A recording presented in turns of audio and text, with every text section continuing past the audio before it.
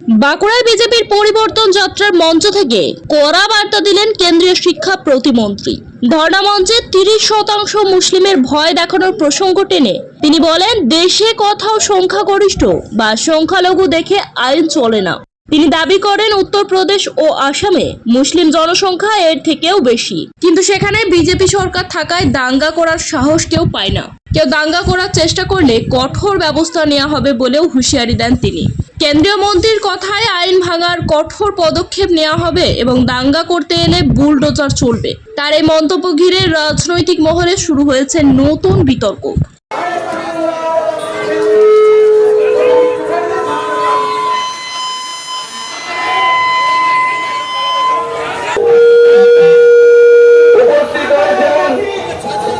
আমাদের কেন্দ্রীয় মন্ত্রী ডক্টর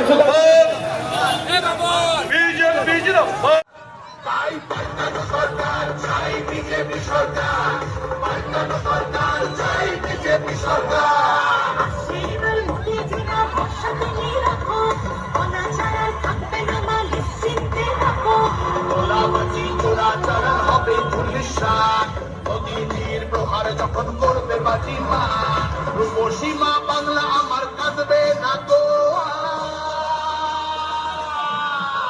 তাই পাল্টানো সরকার চাই বিজেপি সরকার, পাল্টানো সরকার চাই বিজেপি সরকার।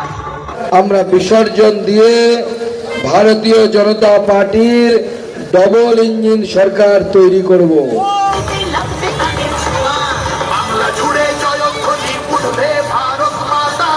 যাত্রায় সামিল হোক, সুস্থ বাংলা গড়ার স্বার্থে বাংলায় এই পরিবর্তন।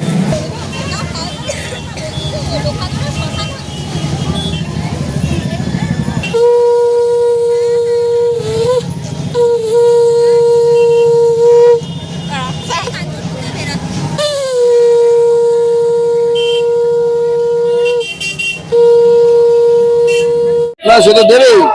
নির্বাচন কমিশনের অত্যন্ত কড়া হওয়া উচিত, কারণ পশ্চিমবঙ্গের অনেক আধিকারিক মনে করেন যে মমতা বন্দ্যোপাধ্যায়ের কাজ করলে বা নির্বাচনের নিয়মবিধি বহির্ভূত কাজ করলে তাদের গায়ে স্পর্শ করার ক্ষমতা কারণ নেই।